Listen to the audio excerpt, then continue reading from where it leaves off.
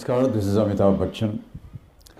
On the 8th of November 2019 was the inauguration of KIF in one of my most favorite cities, Kolkata, at the kind invitation of Chief Minister Mamta Di.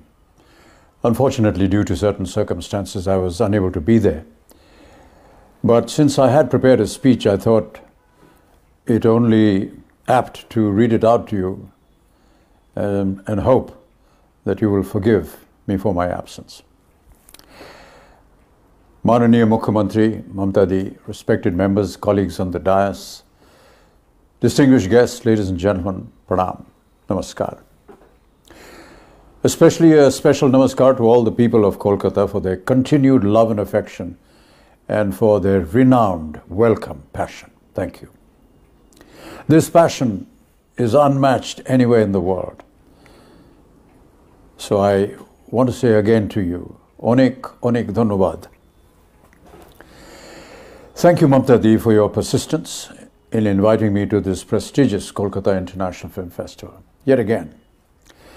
And my wishes and greetings to you and the film fraternity on the Silver Jubilee celebration of KIF.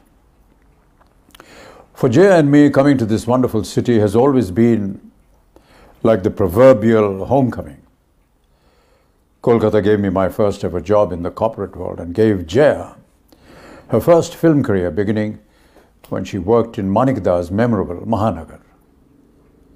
A film that, in retrospect, has been applauded for its feminist theme, an aspect which, along with other sentiments, has truly reflected the secular spirit of India: inclusiveness, plurality, and equality.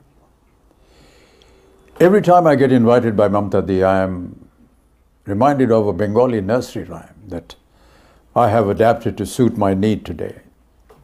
So instead of one's maternal uncle's residence, I have replaced it with a sister's welcoming home. Tai tai tai, didir badi jai, didir badi bhari moja, kil chor nai. During my past visits to KIF, we have spoken about the somewhat unknown creative contributions to cinema from Bengal.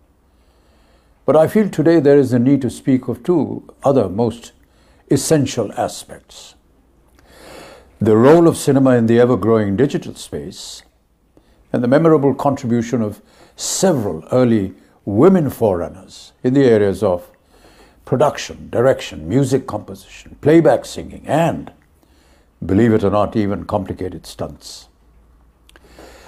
As audience tastes rapidly move towards fresh digital content and online streaming, it would be most worthy to reflect on the core fact that films were primarily made for entertainment, drawing large audiences to the big screen.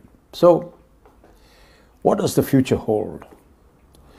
With the allure of cinema, watched in movie halls, soon to be nostalgic memory triggered by the smell of butter in the popcorn, will big studios gobble each other up?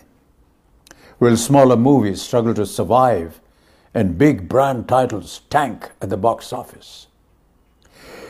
Digital platforms like Netflix and Amazon are revolutionizing the way people watch films, and several other streaming services are now available in India. So what happens next? Can classics like Gone with the Wind or Mughal-e-Azam be watched on the small screen with the same excitement that had originally made them blockbusters? Can the magic of Satyajit Ray's trilogy or his classic Jalasagar be captured with the same amount of sensitivity on a small laptop or on a mobile phone? What of David Lean's Lawrence of Arabia? Can its magnificent panorama, outstandingly shot, be confined to limited digital space? And what of the women? Films, ladies and gentlemen, have a global history that has evolved over decades, and women have contributed significantly both in front of the screen and behind it. Yet, In our country, their entry in the initial days was heavily condemned. Raja Harish Chand, India's first full-length feature film, which released in 1913, placed several challenges before its director, the legendary Dada Saheb Phalke. The biggest being the search for a female lead.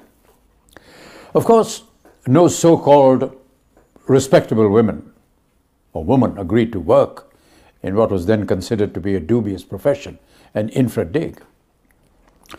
Eventually, of course, he had to make do with a male actor. So as a result, most incongruously, India's first heroine was not a woman, but a man in drag. However, today when we talk of Indian film heroines, instantly several iconic images of silver screen goddesses come to mind. But here's a fact that not many may be aware of. The tradition of women working as much in front of the camera as behind the scenes goes way back to the silent era. Fatima Begum was the first woman to break the male barrier and establish herself as a top-notch actor, writer, producer, and a director. In 1926, she started her own production company. Her production house was called Fatma Films, which was later renamed Victoria Fatma Films, and in a sense paving the way for other women to make their mark. Then there was Gohar, not to be confused with Gohar Jan of Calcutta, the high-flying courtesan with Armenian origins. This Gohar Qayyum Mamajiwala was a major star of the silent era, popularly known as Glorious Gohar. She started her career at the age of 16. And then with Jagdish Pasta, Chandulal Shah, Raja Sando, and cameraman Pandurang Nayak,